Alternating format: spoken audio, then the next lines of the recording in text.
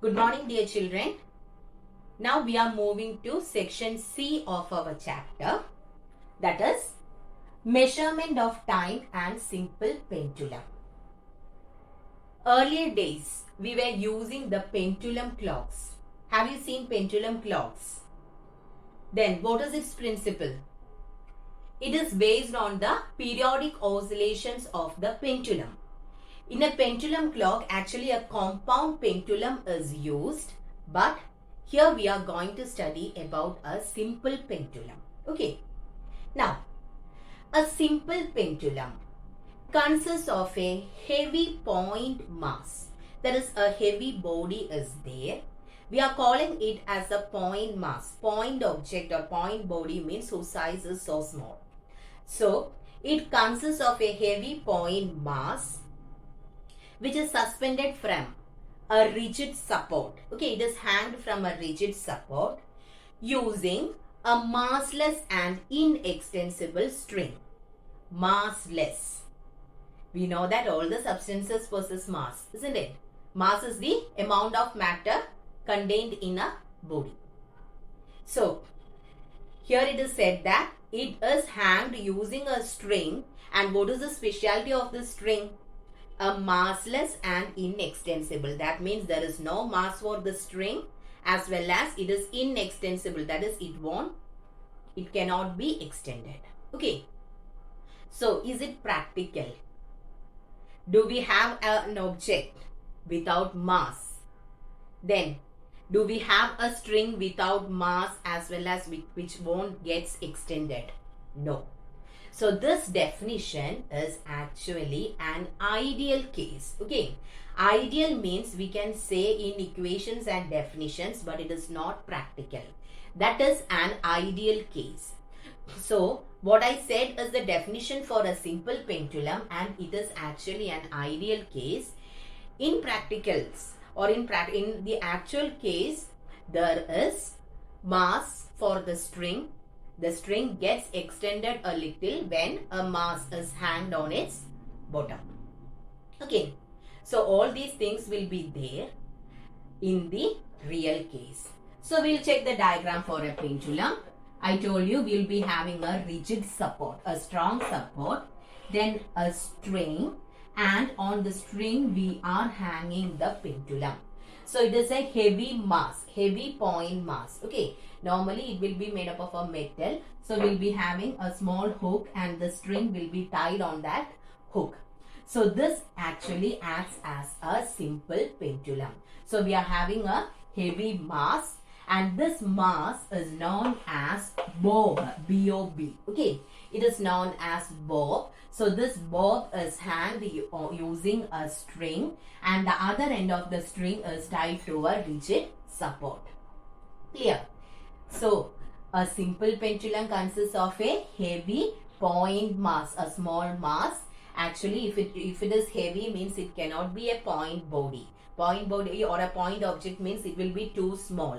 Here the size is little bit bigger. Okay, so only in the definition we can say that it is a heavy point mass. Then it has a hook and we'll be tying it on a string, and the other end of the string is tied to a rigid support. And this acts as our simple pendulum, and this heavy mass is known as the bob. Clear? Now, we want to learn certain terms related to this pendulum.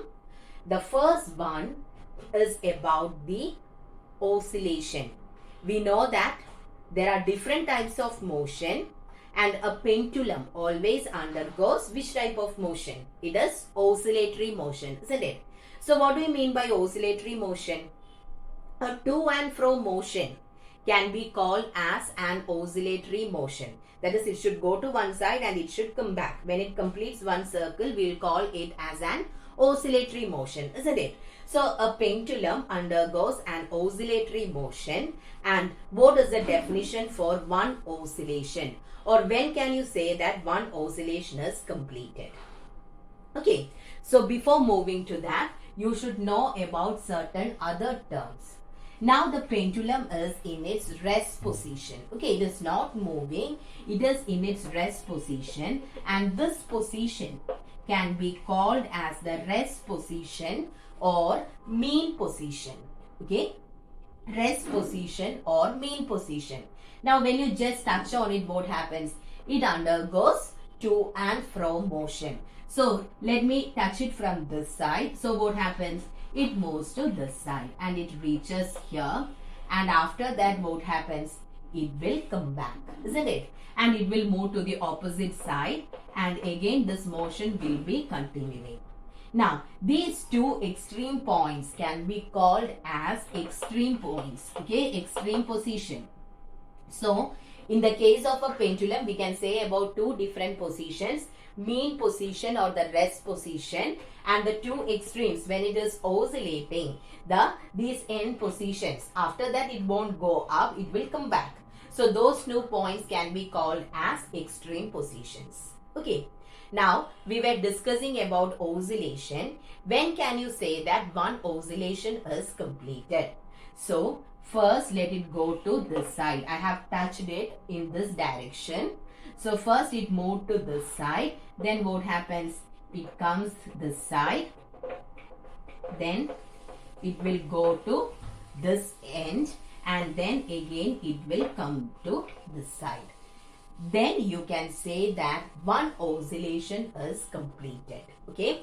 So one oscillation means one complete to and fro motion. It starts from the mean position, goes to one extreme, then it comes back and then it moves to the next extreme. Again it will come back to the center. So when it completes one circle, we will say that it is one oscillation.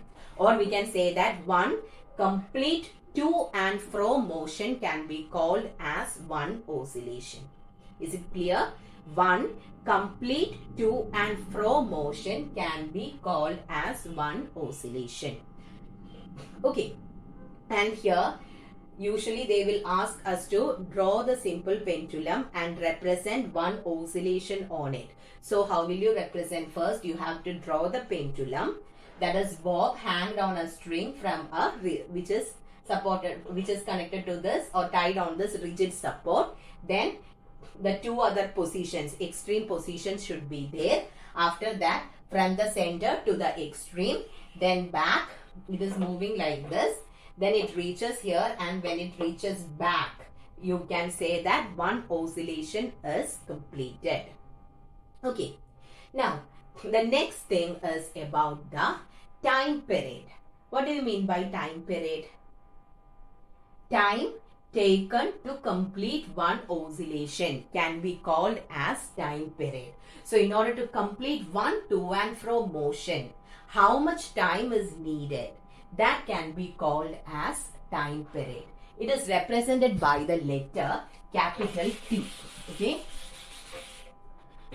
So, capital T represents time period. It is the time taken to complete one oscillation. So, what will be its unit? It will be time. SI unit of time is seconds. So, time period is the time taken to complete one oscillation and its unit is seconds. The next one is frequency. What is frequency? Frequency means it is number of oscillations. Okay. Number of oscillations or number of oscillations in 1 second can be called as frequency, and its unit, SI unit, is hertz. Okay. It's named after a scientist. That is why simple. I have started it with capital letter. So what is frequency? Frequency is the number of oscillations in 1 second. Time period is the time taken to complete one oscillation. So is there any connection between time period as well as frequency? Is there any connection? It is reciprocal, isn't it? Time period means it is the time taken for one oscillation, and number of oscillations in 1 second is frequency. So the relation is T is equal to 1 by F. Okay. Time period is equal to 1 by frequency. So remember this equation. Okay. Then the next one is the effective length. Okay. Effective length of the pendulum. So the distance between the point of suspension and the center of gravity of the pendulum can be, or the bob can be called as the effective length, represented by small letter L.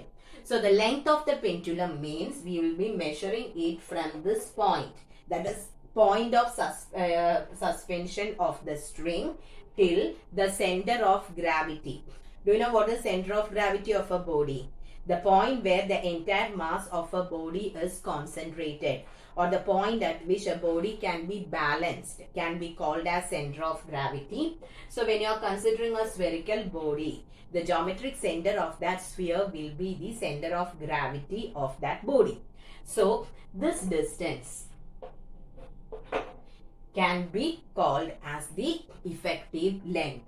So usually question will come to draw the simple pendulum and mark the effective length and one oscillation. So you should do the markings like that. If it is asked to show one oscillation from the center to one extreme, then back to the other extreme, and again back to the center, that is one oscillation. Then this distance from the point of suspension till the center of gravity can be called as the effective length. Okay. Now, the next one is the amplitude. Do you know what is amplitude? Amplitude is the maximum displacement of the bob from its mean position. So, which is the mean position of the bob? This one. So, from here, how much maximum displacement of the bob from its mean position, how much it can go to either ends, that is known as amplitude. It is represented by small letter a. So it is the distance moved by the bob. So what will be its unit? It will be meter. Okay. So what is amplitude? It is the maximum displacement of the bob from its mean position, and its unit is meter. So is it clear? These are the terms related to a simple pendulum. So one oscillation means one complete to and fro motion of the pendulum. Time taken to complete one oscillation is called time period. Capital T, its unit is second. Number of oscillations in 1 second can be called as frequency. Its unit is hertz. Then T is equal to 1 by F. The distance between the point of suspension of the string and the center of gravity of the bob can be called as the effective length. The maximum displacement of the bob from its mean position can be called as the amplitude. It is represented by small letter a and its unit is meter. So is it clear about the terms related to a pendulum? Now we will check how we can measure the time period of a simple pendulum. Okay, so we are having a simple pendulum with us and we are going to find the time period of that simple pendulum. So it's actually an experiment. I don't have a simple pendulum to show. Anyway, I'll send you a video of this. Okay, how to measure the time period. So for this, what all things we need is a simple pendulum. Okay, simple pendulum is needed. Then we need a stopwatch. These are the two main things what we need in order to conduct this experiment. So first what we will do is we will take a bob, and this bob will be tied on a string, and one end of the string should be tied on a rigid support. So normally we will be having a stand for the simple pendulum, and this string will be tied on that stand. Okay, so I'll be keeping the simple pendulum. Let this be the simple pendulum. Now, first what we need is measure the length. Okay, we need the length of the simple pendulum. So, adjust the length of the simple pendulum as 25 centimeter. Okay, so we can adjust the length of the pendulum. So first thing we are going to, what is our aim? We are going to calculate the time period of a simple pendulum. So we have the simple pendulum, that is mass suspended on a string and it is connected or it is tied on the stand. Then first adjust the length of the simple pendulum. Let it be 25 centimeter. Okay. Length means the distance from the point of suspension till the center of gravity of the bob. Now the next thing is, you can just touch on the simple pendulum so that it starts oscillating. When it reaches, so first when I am touching from here, it will move to this side. After that, it will come to this. So let it move or let it complete 1 or 2 oscillations. After that, that is when you are touching, at first it will be moving up and down also. Vibration also will be there. Then only that oscillations will come in a better pace. So leave 1 or 2 oscillations, and when this bob comes to one corner, okay, let it come to this side, then you have to switch on the stopwatch. What is the use of a stopwatch? It is used in order to measure the time interval, isn't it? So when the bob reaches this side, I'll be switching on the stopwatch. Then from here, what it will do, it will go to this side, then it will come back. So when it come back, it completed 1 oscillation, isn't it? So like this, you have to count 20 oscillations. So 20th time when it come back, you have to switch off the stopwatch. I'll repeat. First, you just touch on the bob, so the pendulum will start oscillating. Then after 1 or 2 oscillations, when it reach one end, what you have to do? Switch on the stopwatch. Then you have to count 20 oscillations. 1 oscillation means we started from here, it should go to the other point and then it should come back, isn't it? Then we will say that it completed 1 oscillation. So yes, like that you have to check for 20 oscillations. When you get 20th oscillation, just switch off the stopwatch. Then from the stopwatch, what you will get? The time taken for 20 oscillations. So let me write it as T. The time taken for 20 oscillations be T, and let this value, let the time taken be 20 seconds. Okay, let the time taken be 20 seconds. Then next thing is, here we got the time taken for 20 oscillations. But what is actually our time period? Time period is the time taken for how many oscillations? Just 1 oscillation, isn't it? So what we need the time taken for 1 oscillation. So how will we get the time taken for 1 oscillation? This is T. Time period means it will be actually T by 20. Okay. So T divided by 20 will give you the time period. So 20 divided by 20. How much will we get here? Here we will be getting it as 1. Now I am going to take one more thing, that is L divided by T square. L is the length, effective length. T square is the square of the time period. So how much I will get? 25 divided by 1 square, which is equal to 25. Okay. So what all things did we learn? First, we adjusted the length of the pendulum as 25 centimeter. After that, we took the time taken for 20 oscillations and I got it as 20 seconds. But our time period means it is the time taken to complete 1 oscillation.